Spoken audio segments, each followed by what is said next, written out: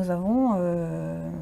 beaucoup de mesures qui ont été mises en place, mais la concrétisation de ces mesures tarde ou est assez lente en application. Je crois que la cause des femmes, c'est aussi de savoir qu'il y a des obstacles inconscients, des stéréotypes que l'on ne voit pas et qui pourtant amènent des autocensures au niveau des femmes. Et ça, c'est vraiment le conseil premier qu'il faut apporter aux femmes, c'est-à-dire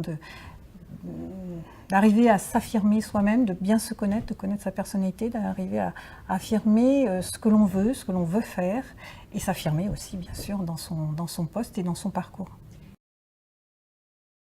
Il faut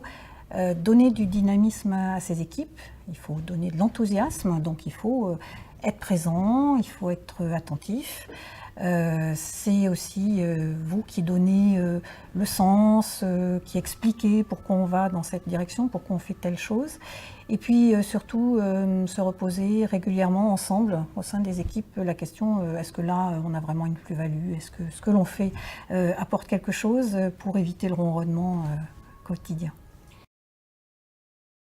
C'est de pouvoir toujours se projeter sur un nouveau poste et de se dire qu'on va apporter quelque chose de neuf sur ce poste